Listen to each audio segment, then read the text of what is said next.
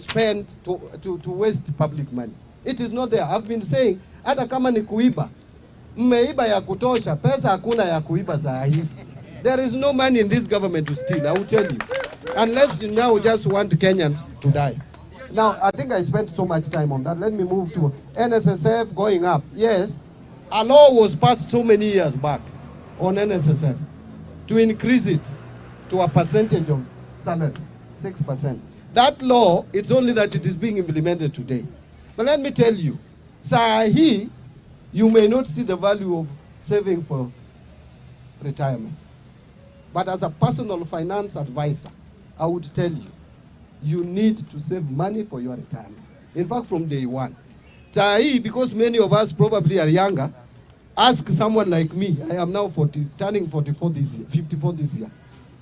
If I was working in a formal employment where my retirement is 60, I have no more than 6 years. But mine is even worse because I don't know about tomorrow. I can be rendered jobless anytime. Therefore, now I've started feeling the need to have pension in my pocket. That is why one of the reasons I also brought that amendment so that I protect also myself when I retire. That when I get my pension, I take the whole of it without surrendering anything to the government.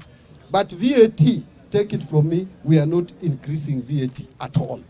Actually, the finance bill of this year may not have any tax adjustment upwards in terms of rates, which are we cannot overtax Kenyans anymore. We have reached a limit where we are saying no more space for taxation, especially on employment income.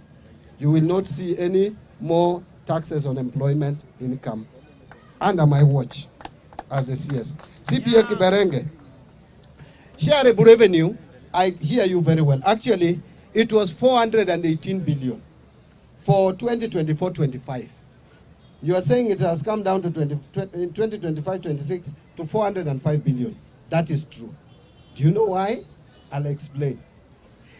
2023-24, the government budgeted to transfer money to the counties. But by the end of the year, we had not given counties 31 billion shillings, 30.8. So that 30.8 was revoted in 24-25. So the shareable revenue was 387 for 24-25, 387. But because there was 30 billion which was not paid the other year, that was added to 387. If you do that math, it takes you to 418. Now this year, there is no carryover, or I project that there will be no carryover to the next year. That is why it is 405. So 405, compare it with 387, not 418. 418, we loaded the carryover from 23-24. I hope I've explained that. So I am not killing devolution. I'm a student of devolution. Remember, I am chaired Orange Democratic Movement Party for over 10 years. Party that believes in devolution from morning to evening. I would be the last person to go to Treasury and fight devolution.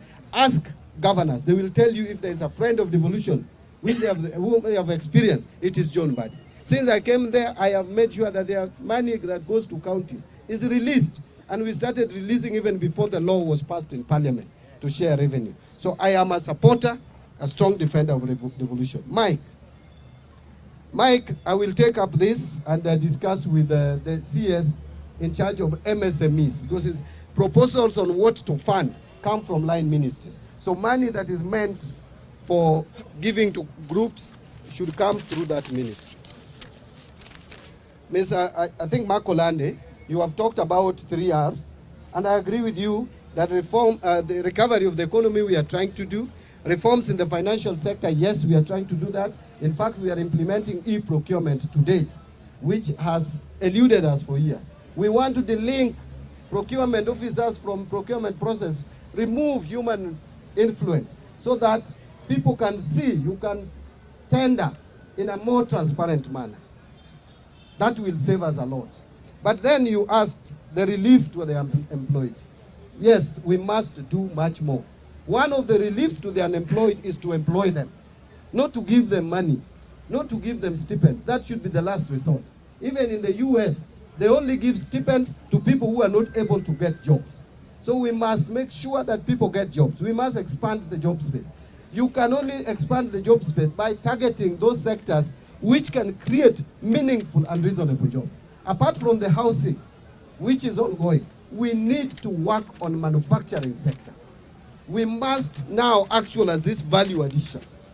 The agriculture sector, the leather industry, the apparel that industry, we have the tea sector, we have coffee sector, all these sectors, and we must make them appealing to the younger generation, the Gen Zs. You know, Gen Zs will not go to the garden the traditional way, to the shambas the way we used to. So you have to make agriculture and farm work more appealing. And that is what the government is going to work on in the coming budget, to align it to agriculture, to align it to construction and, mining industry. There were only two sectors which shrank or contracted in last year, which have slowed our economic growth. One is mining and minerals. The second one is construction. Construction is because of the stalled roads projects. And also because the private sector is not able to get money from the banks, and therefore we have slowdown in construction of houses from the private sector. From the public sector, yes, we have seen a surge. Now we must give money to mining ministry, which is under Joho, and we must give money also to